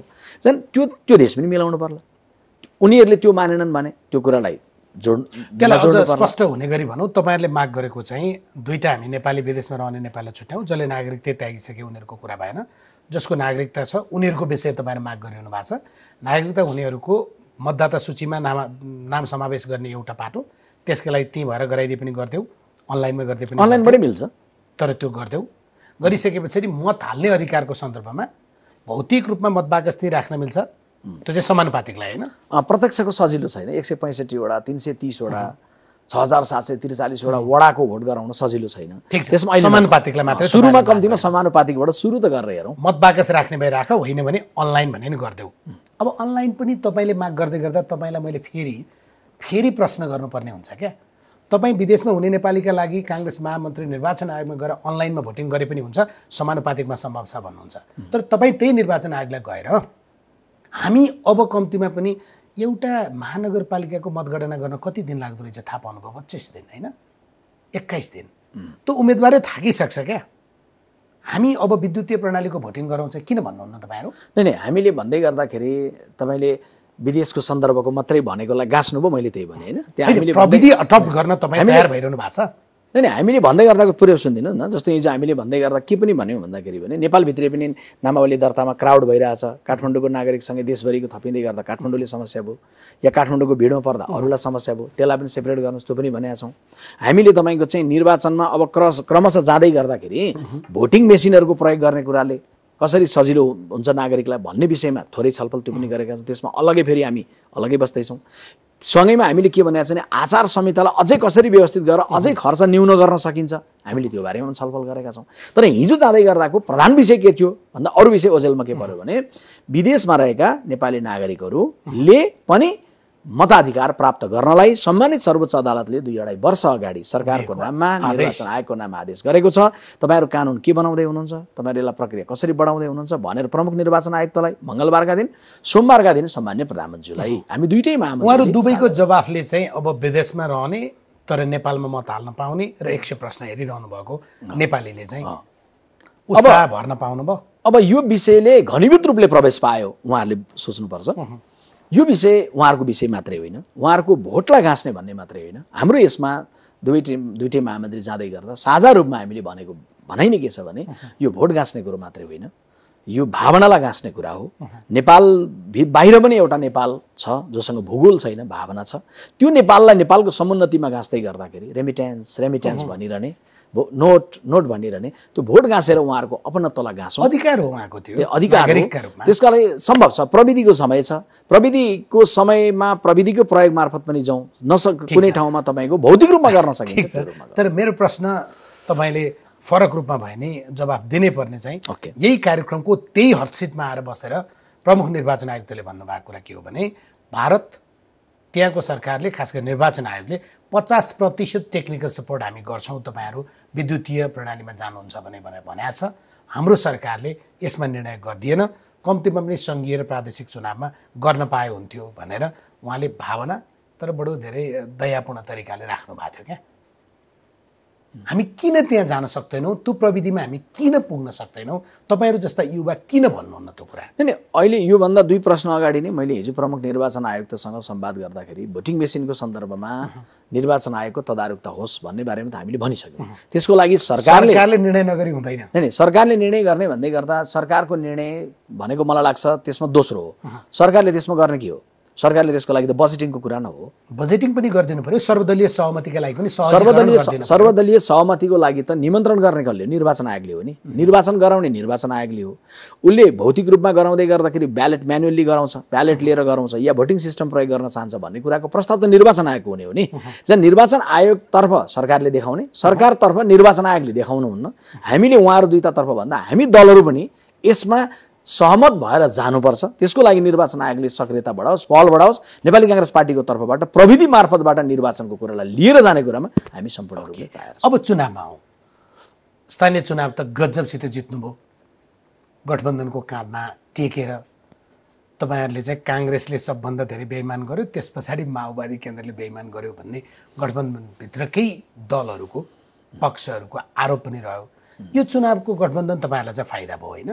अब यसबाट चाहिँ हेर्नुहोस् दुईटै कुरा छ। लाभान्वित गठबन्धनको दलमा सहभागीहरू फलानु दल चाहिँ लाभान्वित भएन भनेर भन्ने बित्तिकै म उत्तर भनिहाल्छु। फलानु एकीकृत समाजवादीको सबभन्दा बढी यो विषयमा आपत्ति जस्तो देख्यो, उहाँहरूले 7वटा कमजोरीका मुद्दाहरू केलाउँदा त्यो भन्नु पनि भएको छ। अब चुनाव लडेको जति हुन्छन् 100% कुनै दलका पनि उम्मेदवार विजय हुँदैनन्।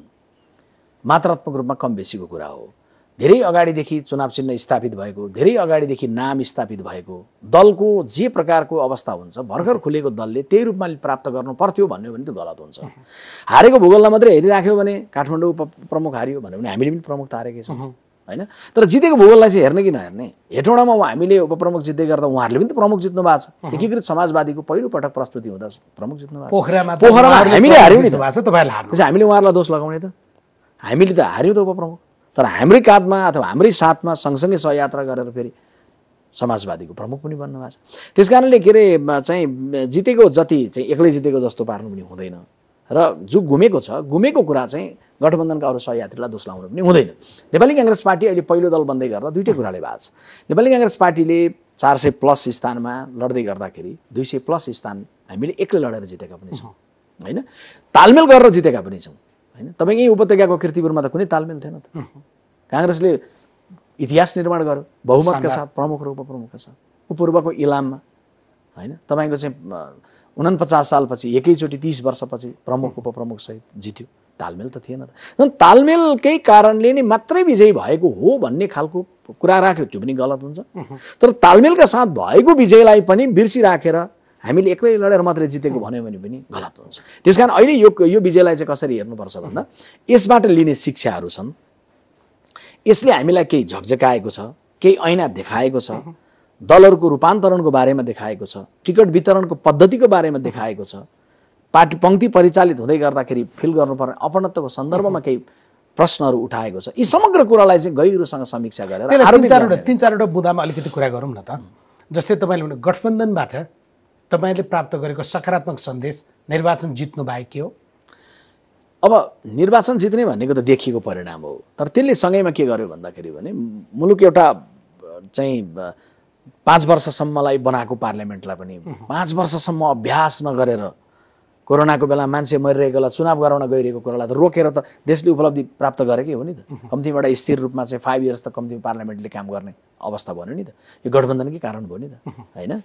चुनाव भयो कुन टाइममा भयो भन्दा तपाईँको अक्सिजन खोज्ने टाइममा होइन, भोटै खोज्ने टाइममा चुनाव भयो नि, दोस्रो उपलब्धि हो नि त। नै मात्रात्मक रूपमा त त्यो बेला जुन बेला चाहिँ चुनाव घोषणा गरिएको त सम्झिनु न, त्यो बेलामा कोरोनाको कत्रो चटारोमा परेको बेला। अघिल्लो वैशाख सम्भव थिएन, कोरोनाको चटारो थियो। यो वैशाखमा पनि समस्या त थिए तर कम थियो कोरोनाको खास गरी। अब यो बेलासम्म आइपुग्दै गर्दा राष्ट्रले यसबीचमा खोपको विस्तार भयो होला, कोरोनाको आकार साइजमा आएको थियो होला, विश्वव्यापी रूपमै न्यून भएको थियो होला। चुनाव गर्नलाई भने चुनाव मात्रै सोच्नु हो, चुनाव गर्नका लागि समाजको परिस्थिति, नागरिकको अवस्था, मनोविज्ञान यसलाई हेर्नुपर्छ नि। प्रश्न यस्तो बन्छ कि भन्दैन, एमालेसँग गठबन्धन नगरिकन एक्लै दलहरू गा भए त इभन काङ्ग्रेसलाई पनि निकै सकसपूर्ण रहेछ भन्न चाहिँ मिल्छ कि मिल्दैन? होइन, यसो हो अथवा एमाले बलिरहेछ विभाजनको बावजुद पनि। अनि एमाले को पनि तालमेलै विहीन चुनाव लडेको भन्ने खालको उहाँहरू अहिले पनि बोल्दा भन्नुहुन्छ क्या, गठबन्धनको कारणले गर्दा हामी चाहिँ साइजमा आयौँ भन्नुहुन्छ कि। ए बाबा, गठबन्धन आफूले चाहिँ नगरे जस्तो। त धुर्कोटमा के गरेको त? गुल्मीको धुर्कोटमा काङ्ग्रेसको नेतृत्वमा काङ्ग्रेसको उम्मेदवारसँग त एमाले र ऊ मिल्नु भएको थियो, के अरे चाहिँ माओवादी मिल्नु भएको थियो। अनि भरतपुरमा के गरेको छ? हामीलाई चाहिँ राजावालाहरूसँग मिल्यो भनेर चाहिँ कुनै ठाउँमा हामी मिल्यौँ झापामा भनेर भन्ने। अनि उपप्रमुख चाहिँ भरतपुरमा चाहिँ काङ्ग्रेसले माओवादीलाई सघाएको कुरा चर्चा हुने, अनि राप्रपाले उपप्रमुख माओवादीलाई, एमाले राप्रपालाई उपप्रमुख दियो। गठबन्धनको उहाँहरूले पनि गर्नुभएको थियो, गठबन्धन हामीले पनि गरेका थियौँ। उहाँहरूको गठबन्धनको पनि केही प्राप्ति भयो, हाम्रो गठबन्धनले पनि केही प्राप्ति भयो। म यहाँ उभिएर हामी महागठबन्धन होला। अब यसो हो, तपाईँको ब्रान्डिङ हुन्छ नि। जस्तो अघिल्लो पटक काठमाडौँको प्रमुख उहाँहरूले जित्नु भने एमाले मानिलिउँ एक्लै जित्यो भने जस्तै स्थापित गर्न सक्नुभयो होइन। तर उहाँहरूले पोहोर प्रमुख जित्दै गर्दाखेरि उपप्रमुख राप्रपालाई दिनुभएको थियो कि समाजलाई जितेन। समाजमा के छ भने प्रचार भरतपुर भइरहेछ, यहाँ भइरहेछन्। झन् त्यो के हो भने यो कला चाहिँ कमरेडहरूको मान्नुपर्छ कि के भन्दाखेरि भने त्यसलाई ब्रान्डिङ गर्ने कुरामा चाहिँ मानिलिउँ काङ्ग्रेसले मात्रै तालमेल गरेर। गठबन्धनमा अर्को उठेको प्रश्न चाहिँ भोट जसरी अर्को दलको चुनाव चिन्हमा जानुपर्छ नि, त्यसलाई ट्रान्सफर होइन, त्यो चाहिँ जसरी रुखमा ट्रान्सफर भयो अरू भोट, त्यति नै अरू चिन्हमा भएन। अर्थात् यो शब्द चाहिँ तितो हुन्छ होला, काङ्ग्रेसलाई अरूले भोट हाले तर काङ्ग्रेसले हालेन। कतिपय ठाउँमा त स्वतन्त्रको नाममा विद्रोही उठाएर होइन उनीहरूलाई पछि पार्टीमै भित्रायो। अब जनकपुरको प्रसङ्ग होला, ज्ञानेन्द्र रुम्दालीको प्रसङ्ग होला। होइन, त्यहाँको फरक थियो। तपाईँको चाहिँ तपाईँले ज्ञानेन्द्र रुम्दाली भन्दै गर्दा ओखलढुङ्गाको माने भन्ज्याङको भन्नुभयो पक्कै होइन। त्यहाँनिर चाहिँ के भने नेपाली काङ्ग्रेस पार्टीले उम्मेदवारै चाहिँ तालमेल गर्दैखेरि नै स्वतन्त्रलाई साथीहरूले बनाएको हो नि त। नेपाली काङ्ग्रेस पार्टीले पार्टीले कारबाही गरेको थियो होइन। म तपाईँलाई क्लियर भन्छु, कसरी त्यो उदाहरण दिनु भने गलत किनभने रुख चिन्हको उम्मेदवार को थियो मलाई भन्न लगाइदिनुहोस् न त। रुख चिन्हको उम्मेदवार त कोही हुनुहुन्न थियो त्यहाँ। साथीहरूले नै सल्लाह गरेर के गर्नुभएको थियो भन्दा स्वतन्त्रलाई चाहिँ गठबन्धनको साझा उम्मेदवार बनाउनु के गर्नुभयो। अनि जनकपुरमा नेपाली काङ्ग्रेस पार्टीको नगर सभापतिले तालमेल जे गरिएको थियो तालमेलमा सख्त असहमति राखेर उहाँले अलग रूपमा चाहिँ उम्मेदवारी दिएर जानु। स्वतन्त्र, त्यही त अलग भनेपछि स्वतन्त्र उम्मेदवारी दिएर जानु। नेपाली काङ्ग्रेस पार्टीको संस्थागत विजय र्याली चाहिँ काङ्ग्रेसको ब्यानरमा होइन। साथीहरूले के भन्दा परिणाम आइसके पछाडि तिता नमिठा कुरा बिर्सेर एक ठाउँ उभिनु भयो होला। त नेपाली काङ्ग्रेस पार्टीको आधिकारिक उम्मेदवारको अवस्था उम्मेदवारी त थियो। आज उहाँ काङ्ग्रेसकै नेता हो कि होइन? तपाईँको जनकपुरको मेयर चाहिँ नेपाली काङ्ग्रेस पार्टीको ले तालमेल त्यहाँ गरेको थियो र नेपाली काङ्ग्रेस पार्टीको नगर सभापतिले स्वतन्त्र रूपमा उम्मेदवारी दिएको अवस्था हो। नेपाली काङ्ग्रेस पार्टीको केन्द्रले त्यो स्वतन्त्रका पछिल्तिर प्रचारमा लाग्नु भनेर त भनेको अवस्था होइन नि त। त्यहाँको स्थिति निकाले त 4 तारे झन्डामा विजय र्याली नेपालको डेमोक्रेसीले कसैले विजय र्याली गर्दै गर्दा त्यो विजय र्यालीमा कुनै संविधानको धाराले त्यहाँ अर्कोले सहभागी हुनु पाउँदैन भन्ने हुन्छ।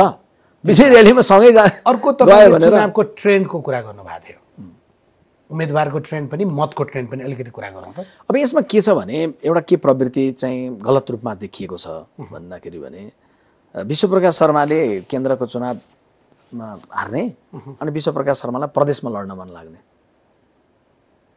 अथवा प्रदेशमा हार्ने अनि वडाध्यक्ष लड्न मन लाग्ने के यो चाहिँ के हो भन्दा गलत हो। राजनीतिले त्यसलाई प्रोत्साहित तपाईँले भन्नु खोजे यसलाई अझ स्पष्ट बनाउनुहोस् त।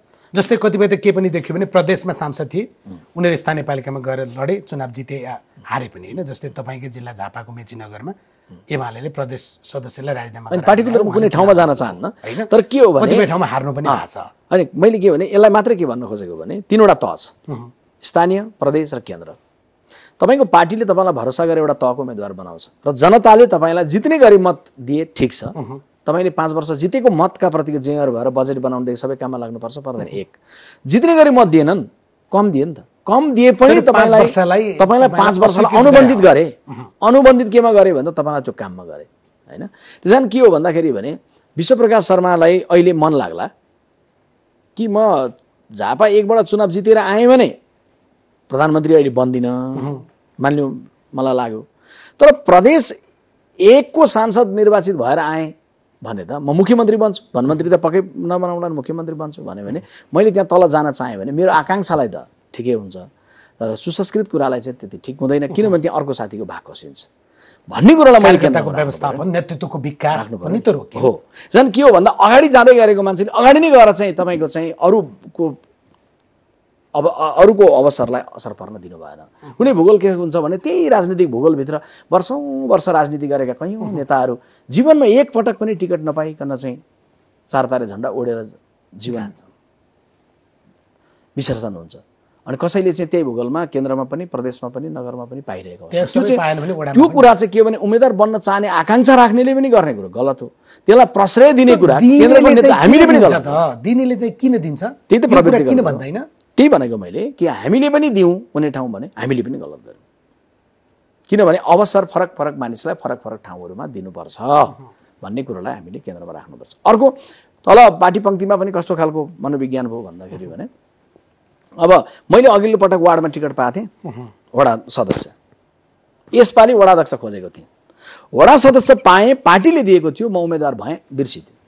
वडा अध्यक्षको टिकट प्राप्त गरिएन, त्यसकारण मलाई अन्याय भयो भनेर उसको आफ्नो प्रकारको उदासीनताले पनि असर गर्यो। उदासीनता पनि छ, नभए विद्रोही बनिहाल्यो। विद्रोही बने थोरै होला, विद्रोही नबनेकाले पनि भित्रभित्रै अब हेरौँला मलाई नदिएको भने त्यसले के गर्ने भयो भन्दा पार्टीगत रूपमा पद्धति जुन हो नि दलीय पद्धति त्यसलाई असर गर्ने भयो। अर्को चाहिँ गलत कुरा जसलाई चाहिँ जनताले भत्काइदिए त्यो के हो भन्दाखेरि हामीले बडा रिजिड भएर बेला बेला भन्थ्यौँ कि बडा अनडेमोक्रेटिक कुरो लाग्थ्यो मलाई चाहिँ भोट ब्याङ्क के यो चाहिँ हाम्रो भोट ब्याङ्क भन्ने। अनि भोट ब्याङ्क भन्ने कुरा चाहिँ वास्तवमा अनडेमोक्रेटिक कुरा हो। ब्याङ्कमा नोट हुन्छ, रिजिड हुन्छ, थोरै ब्याज देला नदेला सुरक्षित हुन्छ। तर नोट रिजिड भए जस्तो भोट रिजिड हुनु हुँदैन। भोट त चलायमान हुन्छ नि, जनताले विवेक पुर्याउन पाउनु पर्यो नि। यो चाहिँ हाम्रो भोट ब्याङ्क हो, यो ट्याक्कै यति गाउँ 500 क्यालकुलेटरमा जोडियो, त्यो गाउँमा हाम्रो भोट ब्याङ्कमा कति छ 400, 500, 400, 900, अब 200 ल्याए जिति नै हाल्यो। म्हणजे त्यो ब्याङ्क भन्ने कुरालाई चाहिँ अहिलेको निर्वाचनमा हामी काङ्ग्रेसलाई, कम्युनिस्टलाई, सबैलाई मतदाता समग्र चुनावमै तिमी ब्याङ्क भनेर हामीलाई हिसाब नगर है। तिम्रो पर्फर्मेन्स कस्तो हुन्छ, तिमीले दिने उम्मेदवार कस्तो हुन्छ, तिम्रो डेलिभरी समग्रमा कस्तो हुन्छ, त्यो हेरेर हामी जजमेन्ट गर्छौँ भने चाहिँ यो डेमोक्रेसीको लागि सुन्दर सङ्केत हो। यसलाई अलि स्पष्ट बनाएर एउटा उदाहरण हेरौँ। धरान, तपाईँ जुन प्रदेशबाट राजनीतिक प्रतिनिधित्व गर्नुहुन्छ, झापा 1मा चुनाव लड्नुभयो भने त प्रदेश 1 भयो नि त। तर गजबको कुराहरू सबै प्रदेशले नाम पाइसके, तपाईँहरू प्रदेशको 1 नम्बरमा नाम लाउन परेको छ होइन।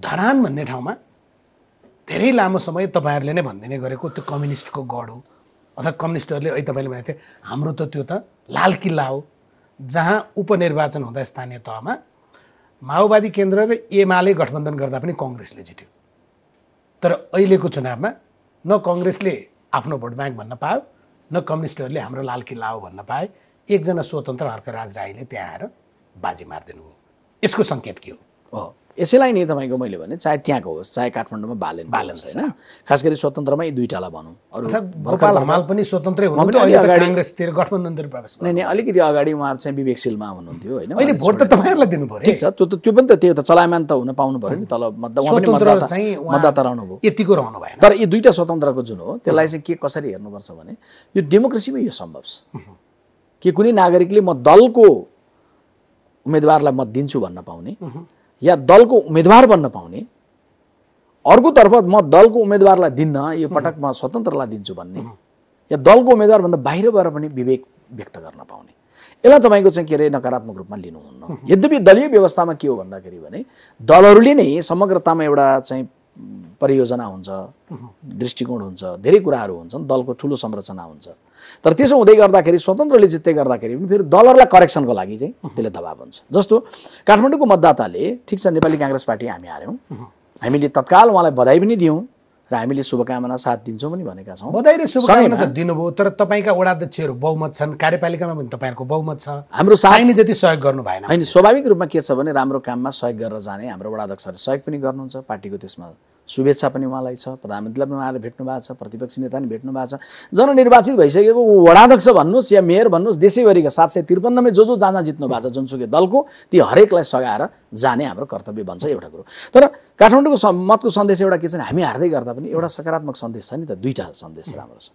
के हो भने तपाईँले हेर्नु न तपाईँको काङ्ग्रेस एमालेहरूको गठबन्धनलाई दिएनन् होइन तर वैकल्पिक राजनीति भनेर पनि त बाक्स त थापेको थियो त्यसलाई पनि दिएन भने वैकल्पिक यी दलको विकल्पमा जाने कुरोलाई त पनि दिएनन् एक अर्को कुरो अवस्थासँग नागरिकको रुष्टता देखियो तर अवस्थालाई रूपान्तरण गर व्यवस्थालाई सुदृढीकरण गर भनेर पनि मध्येको भनेर भन्छु सुदृढीकरण नभनौँ सुधार भन्नुपर्छ होला ठिक छ सुदृढीकरण र सुधारको बहसमा अलगै जाउँला तर मैले भने के भने व्यवस्थाको विकल्पमा मत दिनुपर्ने थियो भने त थियो त राप्रपा दलको विकल्प खोज्दै गर्दाखेरि वैकल्पिक राजनीति भन्दै गर्दा विवेकशील साझा थियो काठमाडौँमा व्यवस्थाकै विकल्प भन्दै गर्दा त यो व्यवस्थै ढालिराखेर जानुपर्छ भन्ने राप्रपाको बाकस पनि थियो तर त्यहाँ पनि दिएन त्यहाँ पनि झरेन त्यसैले काठमाडौँको मतदाताले मत दिँदै गर्दा केवल आवेगमा दिए भन्नुहुन्न त्यो आवेगसँगै के विवेक मिश्रित छ त्यो मिश्रित भएको विवेकले व्यवस्थालाई सुदृढ गर अवस्थालाई रूपान्तरण गर भनेर पनि अब अर्को एङ्गलबाट एकचोटि हेरौँ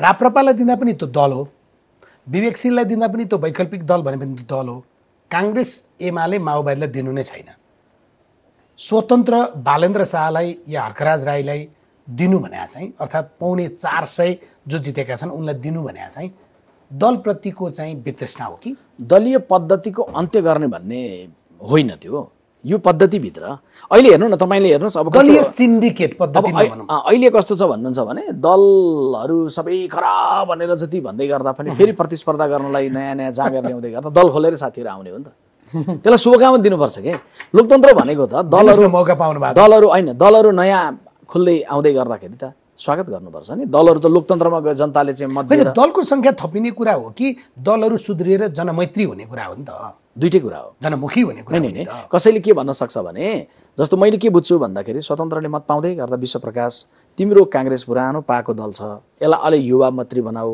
यसलाई तन्देरी बनाऊ यसलाई झ्यालहरू यसो खोलिराखेर बाहिर बगेका हावाहरू हेर नयाँ नयाँ उठिरहेका प्रश्नहरू हेर तिमीहरू रूपान्तरित हौ भनेर हामीलाई म किन मेरो नेताहरूलाई भन्छु मलाई नै पनि रूपान्तरित हुन भनेको छ भनेर म त्यो प्रत्येकले मतले दिएकोले म आफैलाई भन्छु नि एकातर्फ अर्कोतर्फ कसैले के भन्ला भने रूपान्तरणको लागि होइन है नयाँ दलै खोजेको छ भनेर दल कसैले खोल्नुभयो भने त्यसलाई पनि त हामीले चाहिँ के अरे यो लोकतन्त्रमा तपाईँलाई चाहिँ आलोचना गर्छ किन खोल्नुभयो भन्न पाइँदैन तर एउटा कुरोमा आत्मसन्तोष केमा मान्नुपर्छ भने अन्ततः दलीय व्यवस्थाभित्र दलहरू नै तपाईँको प्रतिस्पर्धी हुन् चाहे पुरानो दललाई आलोचना गरेर रूपान्तरण खोज्नुहोस् तपाईँको निष्कर्ष सहीमा प्रमाणित हुन त हर्कराज राई साङपाङ र बालेन्द्र शाह पनि दलमा प्रवेश गर्नुभयो भने मात्रै तपाईँको कुराले त्यसो एउटा आकार पाउँछ होला अहिले त सङ्घीय चुनावका लागि स्वतन्त्रको उम्मेदवारीको लहरै चलाएको छ होइन यसो हो नि त तपाईँको के हो भने लोकतन्त्रमा नै त यो सम्भव छ। अघि मैले भने उत्तर कोरियामा कसैले स्वतन्त्र उम्मेदवारी दिन्छु भनेर सोचोस् त, पाइँदैन नि। यो त डेमोक्रेसी, उहाँहरू समेतले लडेर ल्याएको डेमोक्रेसी हो नि त। काठमाडौँका मतदाताले अहिले हामीलाई मत दिनु भएन, तर हाम्रो नेतृत्वमा या उहाँहरू समेतको अग्रसरतामा गणतन्त्र ल्याउनु त उहाँहरूको नेतृत्व होइन र। तपाईँहरूलाई चिन्ता र चासो चाहिँ के छ अरे भने एकदम नकारात्मक कोणको प्रश्न हुन्छ, सकारात्मक रूपमा जवाब दिनुहोस्। यी स्वतन्त्रहरूले काम गरे, यिनीहरू स्थापित भए भने त आउँदा दिनमा मान्छेहरू स्वतन्त्र नै उठ्ने र स्वतन्त्रले जिताउने अभियानमै लाग्छन्। अन्तत दलीय व्यवस्था नै असफल हुन्छ या अप्ठ्यारोमा पर्छ। मनको कुनातिर कतै त्यस्तो कुरा खेल्छ? त्यस्तो बिल्कुल खेल्दैन। हेर्नुहोस्, जुन बेलामा एमाले र माओवादीको एकीकरण पछाडि तपाईँको चाहिँ कम्युनिस्ट पार्टीले झन्डै 2 तिहाई लिएर आयो। म नेपाली काङ्ग्रेस पार्टीको प्रवक्ता थिएँ। उहाँहरूलाई शुभेच्छा शुभकामना दिँदै गर्दा पत्रकार सम्मेलन भनेको थियौँ कि यो सरकार शान्ति स्थापना भयो, संविधान निर्माण भयो, एउटा राजमार्गमा आइपुगेको छ, हामी सफलताको शुभकामना। किनभने त्यो सरकारले चाहे कम्युनिस्टको हातबाट बनोस् गाउँको बाटो, चाहे काङ्ग्रेसको हातबाट बनोस् गाउँको बाटो, बन्न त तपाईँको गाउँको बाटो बन्छ नि। खोलाको माथि पुल हाल्दै गर्दा तपाईँको कम्युनिस्टको हातबाट बनेको बजेटले हालियोस् या काङ्ग्रेसको हातबाट हालिएको बजेटले हालियोस्, त्यो पुलबाट तर्ने बेला त तपाईँका बा या मेरा बा या आमाहरू नै तर्नुहुन्छ नि त। त्यस कारणले गर्दा समृद्धिको सवालमा शिलान्यासका लागि पनि नौटङ्की गर्नुहुन्छ नि तपाईँहरू। नै त्यसमा समस्या हुँदैन। अब नेपाल चाहिँ एकदम राम राज्यमै हामी छौँ भनेर त म भन्दिनँ नि त। तर सोच्ने नै के हो भन्दाखेरि भने समुन्नतिको सन्दर्भमा हुने विषयवस्तुको कुरो, सामाजिक रूपान्तरणको विषयलाई एड्रेस गर्नलाई जाने विषयवस्तुको कुरोलाई सबै कुरोमा राजनीति जोड्न जरुरी छैन। जसले कसैले कोही स्वतन्त्र भएर उम्मेदवार बनेर आउँदै गर्दाखेरि मतदाताले मत दिनुभयो, त्यसलाई नकारात्मक सोच्नुहुन्न। हामीले सोच्नु त के पर्छ भन्दाखेरि भने हामी कसरी रूपान्तरित हुने र हामीले भनेका कुरा जनतालाई अझै राम्रोसँग कसरी बुझाउने। हेर्नुहोस्, एउटा कुरा के हुन्छ भने काङ्ग्रेस कुन बेला खुलेको थाहा छ? जुन बेला खुल्नु भनेको खुले पछाडिको 24 घण्टाभित्रमा मान्छे झुन्ड्याइ थियो। राणा शासन दल खुल्दै गर्दा कुनै बेला त्यसरी पनि खुलेका छन् इतिहासमा। अहिले दल खुल्दै गर्दाखेरि तपाईँको 24 घण्टामा माला लगाउन पाइन्छ। हिजो फाँसीको माला लगाउनु पर्ने बेलामा दल खुलेका हो नि काङ्ग्रेस त। त्यो काङ्ग्रेसले आज फुलको माला लगाउन पाउने बेलामा दल खुल्दै गर्दा कसैलाई किन आलोचित गर्ने? यी जम्मै दल चाहिँ चल्छन् होला? त्यसो भन्नुहुन्न तपाईँको। अब अझ सजिलो कसैले यी सबै दलका दुकानहरू चल्छन् होला होइन। कतिपयले हेर्नुहोस्, तपाईँको टेबलमा आएर यहाँ उत्तर दिँदै गर्दाखेरि नकारात्मक कोणबाट कसैले उत्तर दियो भने के हुन्छ, 2-4 दिनको घाम छाया हुन्, यिनले बुझेकै छैनन्, यिनले चाहिँ काङ्ग्रेस एमाले भन्दा माओवादी भनेर भन्लान्। तर हामीले त्यसरी सोच्नुहुन्न। लोकतन्त्र हो, कुनै पनि दल कसैले पनि बनाउँदै गर्दाखेरि शुभेच्छा राख्नुपर्छ। चुनौती छ, त्यो चुनौतीहरू हामीले पनि झेलिरहेका छौँ, नयाँले पनि झेल्नुहुन्छ। कोही नयाँ पार्टी बनाउनेले झापा, चितवन या म डडेलधुरा पनि चुनाव लड्न सक्छु भन्दा झापा भन्दा झसङ्ग हुन्छ कि हुँदैन? तपाईँको यसो हो नि त। मलाई तपाईँको के हो भने यो देशभरिको कहीँ पनि भूगोलमा कहीँ पनि कसैले पनि कहीँ प्रतिस्पर्धा गर्छु भन्दै गर्दा मेरो भूगोलमा त म झापा 1मा त पहिल्यै पनि त झापा बाहिरकै साथी आएर चुनावमा लड्नु भएकै हो नि त। लड्नु भयो, तपाईँले लडाउनु भयो, तपाईँले माला लगाइदिनु भयो। त्यस कारणले के हो भने विश्वप्रकाश शाह कुनै पनि देशको पुरै भूगोलमा हरेक नागरिकको प्रत्येक माटोमा तपाईँको नाममा रहेको नम्बरी जग्गा होस् या तपाईँको नाममा नम्बरी नरहेको जग्गा होस्, त्यो हरेक जग्गामा मात्रात्मक रूपमा कम बेसी तर भावनात्मक स्नेह देशभरिको हरेक माटोमा उति नै हुन्छ र हक पनि उति नै हुन्छ। मात्रात्मक कम बेसी। एउटा संवेदनशील रमाइलो पनि विषय, तपाईँको मित्र गगन थापाले सञ्चार माध्यममै के भन्नुभयो भने आउँदो चुनावमा प्रधानमन्त्री आफै हुने गरी अगाडि बढ्ने हो।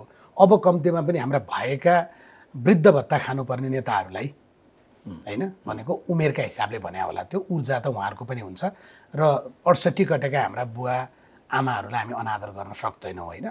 तर उहाँहरू त्यसरी नै बस्दै हुन्थ्यो। अब प्रधानमन्त्री हामी हुने हो, तपाईँको त्यस्तै प्रकारको चुनौती छ?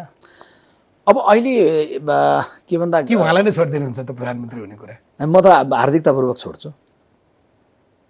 अहिलेलाई भन्दै गर्दाखेरि आगामी निर्वाचनमा जाँदै गर्दा हामी दुईटै महामन्त्रीले जे कर्महरू अहिले हामी गर्दैछौँ, कतिपय बेलामा फरक फरक कुराहरू भए जस्तो देखिएला, तर यति चाहिँ म ढुक्क पारेर राख्न चाहन्छु पार्टी पङ्क्तिलाई पनि, बौद्धिक क्षेत्रलाई, शुभेच्छुकलाई, सबैलाई। हामी प्राय धेरै कुराहरू, प्राय सबै कुराहरू हामी बडा योजनाबद्ध हिसाबले सोचेर विचार गरेर कुन कुरो कहाँ कुरा कुन बेला बोल्ने भन्ने कुरामा पनि परामर्श गरेर काङ्ग्रेसको उहाँलाई प्रधानमन्त्री आफैलाई प्रोजेक्सन गर्न तपाईँले बाटो खोल्दै हो होइन। भोलि म प्रस्तावक भयो भने त्यसमा आपत्ति मान्नुपर्ने के छ त? गगन थापा प्रधानमन्त्री बन्नलाई अयोग्य व्यक्ति हुन् भनेर सडकमा कसैले भनेर अगाडि छलफल गर्यो भने छलफल गरौँला न। के अनुभव विश्वप्रकाश शर्मा चाहिँ प्रधानमन्त्री हुन अयोग्य व्यक्ति हो? नै मैले त्यो कोडमा गएको छैन। मैले जम्मा केमा गएको छु भने एउटा नेपाली काङ्ग्रेस पार्टीको महामन्त्री दुईटै महामन्त्री प्रधानमन्त्री बन्नलाई दावा गर्दै गर्दाखेरि प्रधानमन्त्री बनेर दुईटा पद प्रधानमन्त्री छैन हाँकेर चलाउन सकिन्छ भन्ने मान्यता हामी राख्दछौँ होइन। तर सांसद भएर अनुभव हासिल गरिसकेको, मन्त्री भएर दक्षता प्रमाणित गरिसकेको, पार्टीको महामन्त्री भएर राम्रो मतका साथ विजयी भएर चाहिँ सङ्गठनमा काम गर्दै गरेको गगन थापाले अब देशको प्रधानमन्त्री हुन्छु भनेर आकाङ्क्षा राखेर सार्वजनिक रूपमा आयो भने मैले भने यति मात्रै हो, यो समाजका हरेक नागरिकलाई भन्दै गर्दा तपाईँलाई पाको नेतृत्व चाहिन्छ र भरोसा गर्नुपर्छ भने काङ्ग्रेसतिर हेर्नुहोस्, सबैभन्दा पाको नेतृत्व काङ्ग्रेससँगै छ। र तपाईँलाई युवा नेतृत्व चाहियो भनेर कुन दललाई साथ गर्ने भरोसा गर्ने, अब युवाहरूको जमाना भनेर गर्नुहुन्छ भने पनि काङ्ग्रेसलाई भरोसा गर्नुहोस्। युवा पदाधिकारी र प्रधानमन्त्री पदमा दावा गर्ने युवाहरू पनि काङ्ग्रेस। तपाईँ चुनाव हराइदिन्छन् कि नेताहरूले भनेर डरा हो, किनभने नेपाली राजनीतिमा एउटा चिज छ नि होइन, यो व्यक्तिले मेरो पद मेरो प्रतिष्ठा या मसँग कुम जुदाउन खोज्दैछ भनेपछि उसलाई अनेक हत्कण्डा प्रयोग गरेर हराइदिइहाल्ने होइन। म पहिल्यै चुनाव हारेको मान्छेलाई मलाई हराइदिन्छन् भन्ने चिन्तै हुँदैन नि। मैले त जित्ने रणनीतिमा पो जाने हो, मैले चाहिँ कसरी चाहिँ राम्रोसँग गरेर जाने भन्ने हो।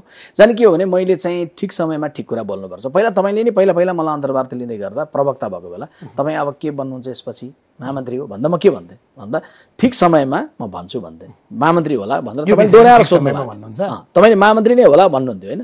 मैले ठिक समय भन्छु भन्थेँ। झन् के छ भने ठिक समय भन्ने हो। अहिले विश्वप्रकाश शर्मा सांसद बनेको छैन होइन, सांसदको अनुभव लिएको छुइनँ, त्यस कारण मैले अहिले सिधै प्रधानमन्त्री भन्ने होइन। मैले तपाईँहरूले अन्तर्मनभित्र चाहिँ एउटा युवा धेरै मत ल्याएर जितेको महामन्त्री मन्त्री भइसकेको सांसद बारम्बार भएको, उमेरले त तपाईँभन्दा सानो, नेविसँगको नेतृत्वमा पनि तपाईँभन्दा पछाडि, उहाँलाई प्रधानमन्त्रीको रूपमा प्रोजेक्सन गरेर जाँदा काङ्ग्रेसले आउँदो चुनाव ठिकै हुन्थ्यो भन्ने तपाईँहरूको मनमा चाहिँ खेलिरहेको होइन। अब एउटा कुरा के हो भने बदलिएको नेपाली समय, बदलिएको नेपाली समाज, बदलिएको समाजको तस्बिरलाई केन्द्रमा नराखिकन तपाईँ आफैले मात्रै एउटा आवेगको कुरा राखेर जाने कुरो हुँदैन। धेरै कुराहरू हुन्छन्, त्यसलाई तपाईँ यति मात्रै बुझ्नुहोस्। विश्वप्रकाश शर्माको एउटा कन्सेप्ट छ जहिले पनि, त्यो के हो भने थोरै बोल्ने, धेरै सुन्ने, केही गर्ने र ठिक समयमा ठिक कुरा बोल्ने। त्यसकारण अहिले महामन्त्रीलाई अहिले मान्छेहरूले के भन्छन् भने यिनीहरू बोल्छन् गर्दैनन् भन्छन्। होइन, बोल्ने त एकदम कम छ एक। दोस्रो कुरो बोलेको कुरा बमोजिम हामी अडिएका छौँ, गरेका छौँ, ठिक समयमा बोल्नुपर्ने कुरा बोलेका छौँ। हामीले बोलेको सबै कुरो भएको छ भन्ने होइन नि। मैले अन्तर्वार्तामा सुरुमै पनि भने कि ती काङ्ग्रेसभित्र पुरानो काङ्ग्रेस पनि छ जो 80 वर्ष पुग्दै गर्नुभएको नेतृत्व छ, अर्कोतर्फ त्यही काङ्ग्रेसभित्र अर्को काङ्ग्रेस छ जो भर्खर 50-51 को पेरिफेरीमा छ। म 50 वर्ष कटेर 51 चल्दैछु, गगन थापा 50 वर्ष पुग्न अझै 5 वर्ष बाँकी छ भने चाहिँ हामीभन्दा पछिल्लो भाइ साथीहरू पनि हुनुहुन्छ भने चाहिँ तीनवटा पुस्ता एकै ठाउँ रहेको पार्टीभित्र पुस्तागत विचारगत मनोगत बुझाइगत विभिन्न खाले अन्तर्द्वन्द्वहरू फरक विचारहरू हुन्छन् नि त। ट्रान्जिसनल पिरियडमा छ काङ्ग्रेस रूपान्तरण क्रम। तर उज्यालो चाहिँ म के देख्छु भन्दाखेरि भने यो देशलाई अरूले भने जस्तो म भन्दिनँ कि, अरूले भन्दै गर्दा कतिपयले चाहिँ नयाँ खोल्दै गरेकाले अरू कुनै दलको काम छैन, अरू कुनै दलले गर्दैनन्, अरू कुनै दलले बनाउँदैनन्, नै अरू कुनै दलले बनाउँदैनन्, अरू दल सबैका काम सकिए भन्ने खालको ल्याङ्ग्वेज काङ्ग्रेसको कसैले पनि अनडेमोक्रेटिक ल्याङ्ग्वेज काङ्ग्रेसको प्रयोग हुँदैन। हरेक दलसँग केही भिजन छ, हरेक दलसँग केही गरौँ भन्ने चाहना छ। देशसँग भिजनको अभाव होइन, कलेक्टिभ भिजनको अभाव हो। मात्रात्मक रूपमा अरूभन्दा बढी पाको, अरूभन्दा बढी परिपक्व, अरूभन्दा बढी जिम्मेवार विचार, अरूभन्दा बढी दीर्घ जीवनको सिद्धान्त बोकेको, अरूको भन्दा उज्यालो इतिहास भएको, अरूको भन्दा संयम वर्तमान भएको र अरूको भन्दा सबल दृष्टिकोण र भिजन भएको दल कुन हो भन्यो भने चाहिँ काङ्ग्रेस म भन्छु। तर अरू सबै अब दिन गए, अरू सबैका काम सकिए, हामी नै गर्छौँ भन्ने खालको म भन्दिनँ। जसले नेपाली काङ्ग्रेस पार्टीभित्र पनि के हो भन्दाखेरि भने विश्वप्रकाश शर्माहरूले निकै संयमका साथ, परिपक्वताका साथ, पुस्ताहरूको समन्वयको कुरा, समाजमा उठिरहेका आवेग र विवेकहरूको समन्वयको कुरा, काङ्ग्रेसभित्रैको पनि समन्वयको कुरा, फरक विचारहरूको समन्वयको कुरा, यी सबै कुरा गर्नका लागि अलिक बढी नै परिपक्वता, अलिक बढी नै संयम राखेर काम गर्न जरुरी छ। महामन्त्रीहरूको कुरा सुन्दा संसदीय राजनीतिबाट चाहिँ कम्तीमा 80 कटेका अग्रजहरूलाई चाहिँ गुन्द्रीमा बसेर घाम ताप्ने अवसर दिने हो कि कसैलाई पनि उमेरका कारणले भन्दा पनि समय सान्दर्भिकता अब चाहिँ यसो है भनेर ठिक समयमा हामी जान्छौँ। हस् हस्, शुभकामना तपाईँ। धेरै धन्यवाद। विश्वप्रकाश शर्मा आज हामीसँग 100 प्रश्नको जवाब दिँदै हुनुहुन्थ्यो। खास गरी कङ्ग्रेसको आन्तरिक राजनीति एसपीपी को जे प्रकारको झन्डै 2 हप्ता नेपाली राजनीतिमा माहौल बन्यो, पक्ष विपक्षमा तर्क वितर्क र कुतर्क उठे, त्यसलाई सरकारकै तर्फबाट पटाक्षेप अहिलेका लागि गर्ने काम भएको छ। तथापि फेरि पनि प्रश्न छ, कुनै कुनाबाट चोरदुलोबाट यस्ता विषय जो मुलुकका लागि अहित गर्छन् आउँदैनन् भन्ने छैन। नेपाली सञ्चार माध्यम, नागरिक समाज, राजनीतिक दल यसतर्फ सचेत रहनै पर्ने विषय। अनि पछिल्लो पटकको चुनाव र आउँदै गरेको चुनाव, त्यसमा मतदाताको मतको ट्रेन्ड अनि उम्मेदवारहरूको अवस्था र राजनीतिक दलहरूको उपस्थिति, यिनै विषयको सेरोफेरोमा आज 100 प्रश्न सोध्यौँ कङ्ग्रेस महामन्त्री विश्वप्रकाश शर्मालाई। कार्यक्रम आजका लागि यहीँ सकिन्छ। नमस्कार।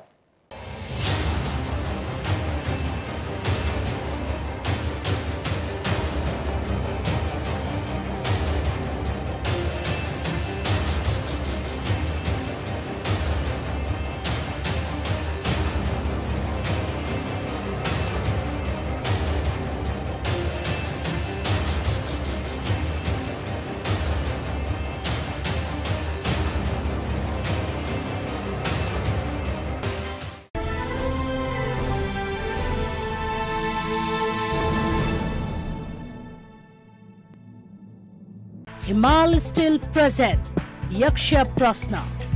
हिमाल स्टिल, हिमालले बढी सुरक्षित घर बनाउँछ।